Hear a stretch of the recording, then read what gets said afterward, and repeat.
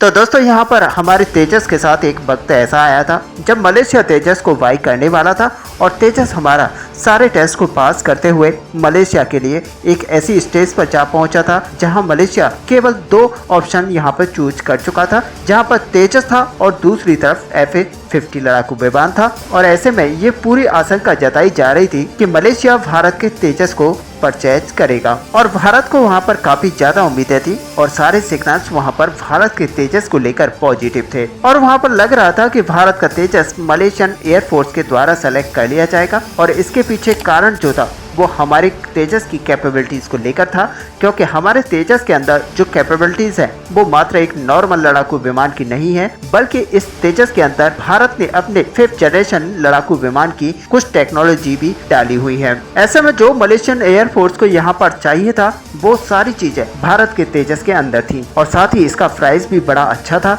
जिसकी वजह से मलेशिया काफी ज्यादा उत्साहित था भारत के तेजस को लेने के लिए। और इसके बावजूद हमने देखा कि फाइनल राउंड में जाकर हमारा तेजस यहाँ पर हार गया और साउथ कोरिया का FA-50 मलेशियन टेंडर को ले गया था। और ऐसे में तेजस के लिए पहला एक्सपोर्ट ऑर्डर यहाँ पर हाथ में आते आते रह गया था। यहाँ पर कई सारे एक्सपर्ट्स का मानना था कि हमारे तेजस को यहाँ पर रिजेक्ट होने के पीछे भारत और मलेशिया के बीच में जो संबंध है जो कि अभी तक सामान्य नहीं है, उन्हीं को लेकर भारत के तेजस को यहाँ पर बाहर का रास्ता देखना पड़ा है। और इसी को लेकर दोस्तों अब एक बड़ी न्यूज यहाँ पर निकल कर आ रही है, जिसको हम आपको विस्तार से बताएंगे। आप वीडियो में एंड तक बने रहिए। साथ ही अगर हमारे चैनल को अभी तक सब्सक्राइब नहीं किया है तो चैनल को सब्सक्राइब कर लीजिए ताकि सबसे पहले हमारी वीडियो आप तक पहुंच पाए। तो दोस्तों आपको बता दें कि उस समय मलेशिया के जो प्राइम मिनिस्टर हुआ करते थे वो पाकिस्तान और तुर्की के काफी करीब थे और ऐसे में माना जाता था कि भारत के साथ उनके संबंध अच्छे नहीं थे। और ऐसे में दोस्तों हमें वहां पर ये भी देखने को मिला था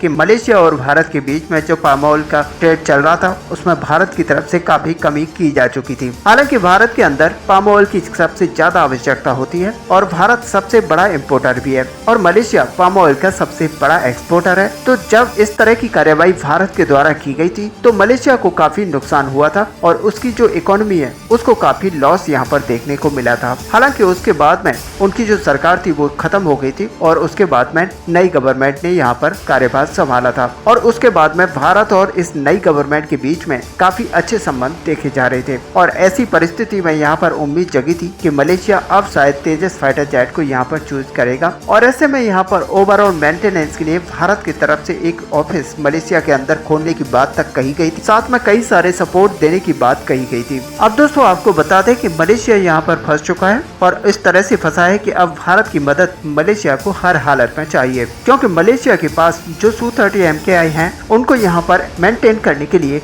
अब बहुत ही ज्यादा बाधा मलेशिया को आ रही है, क्योंकि अभी भी रसिया पूरी तरह से सपोर्ट अन्य देशों को नहीं दे पा रहा जो कि उसके रशियन लड़ाकू विमान Su-30 को यहाँ पर यूज करते हैं। और ऐसे में सबसे बड़ी बात यह है कि अब मलेशियाई वायुसेना यहाँ पर ग्राउंडेड होने की कगार पर आके खड़ी हो चुकी है। और ऐसे में दोस्तों यहाँ पर अन्य कोई विकल्प नहीं है भारत के सिवाय, क्योंकि Su-30 को लेकर रशिया के बाद में अगर कोई मदद कर सकता है तो वो इकलौता भारत है। और अब बताया जा रहा है कि ये लोग भारत को बहुत ही जल्द इन सारी चीजों के लिए अप्रोच कर सकते हैं, यानी कि भारत से अब यहाँ पर मलेशिया कई सारे Su-30 को लेकर पार्ट्स मांगने वाला है। और Su-30 के बेड़े को यहाँ पर एयर वर्दी रखने के लिए जो भी जरूरत की चीजें यहाँ पर मलेशिया का चाहिए वो मलेशिया भारत से मांगना चाहता है। और ऐसे में दोस्तों यहाँ पर मलेशिया इन सारी चीजों के लिए अगर भारत से डिमांड करता है तो भारत यहाँ पर सपोर्ट करने के लिए तैयार हो सकता है। और आपको बता दें कि कुछ समय पहले defence minister Rajnath Singh Malaysia के दौरे पर गए थे और उनकी तरफ से